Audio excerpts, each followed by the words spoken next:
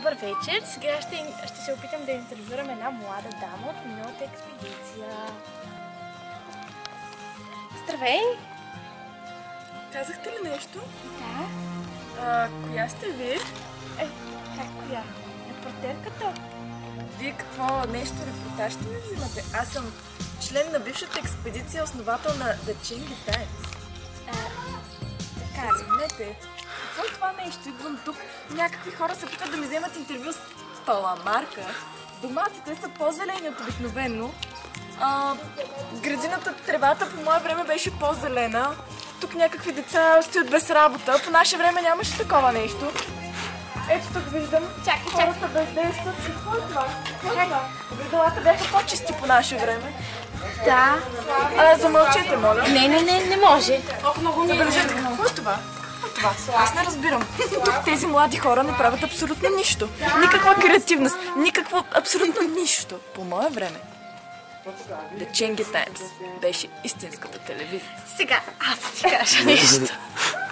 Кажете, млада госпожица, нещо искате да ми кажете? Да. Времената се променят. Времената се променят. Така? Не. Да. Не или да? Да. Времената се промениха и настъпиха големи промени. Като например? Всичко. Кое е това всичко? Виждате ли? Вие сама почнете да критикувате, но не виждате едно нещо. Всичко е по-хубаво от преди. Сега искаш ли да говорим, да ти взема интервю малко? Искаш ли? Давайте с въпросите. Как се чувстваш отново на тази територия? Чувствам се критикуваща. Тук не ми харесва. И защо не ти харесва? По мое време нещата бяха по-добри. Например? Например, имахме съвсем истински микрофон. Кой ти каза, че това не е микрофон, млада дама? Ще продължаваш ли да ме критикуваш мене? Разбира се, аз ще критикувам не само вас, но и всички тук. Елате с мен да видите за какво става въпрос на тази експедиция. Аз нямам думи. Виж каква е хубава подготовка за вечерта. Шише? Полупразно шише. Да, мое има време хора. шишетата бяха пълни. Знаеш ли какво става тук? Какво става тук? Коя е тази работна? Погледнете, бял екран. По мое време, тук се работи. По твое време нямаше интернет. Тази връзка беше готова. По мое време ходовете бяха празни.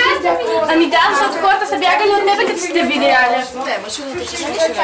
По мое време нямаше такива пластмасови столчета, такива глизоти. Какви са тези удобства? Тези деца тук трябва да се трудят, да работят. Къде да сядат според себе? Погледнете, всички седят. По мое време цветята бяха още по-червени и The Chengi Times беше качествената телевизия.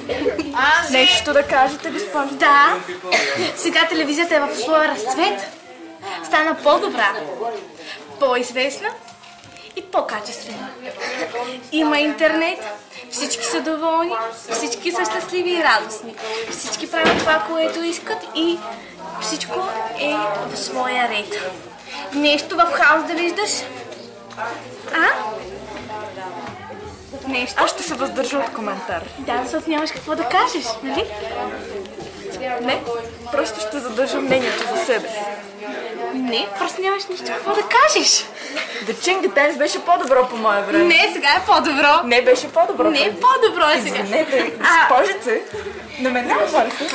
Да, ще си оставя паламарката и да продължим разговора. Тя остави паламарката, драги зрители. Аз ще изчезвам от тук.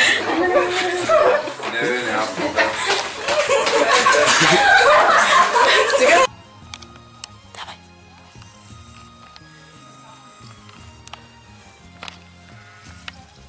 По мое време, доматите бяха по-червени.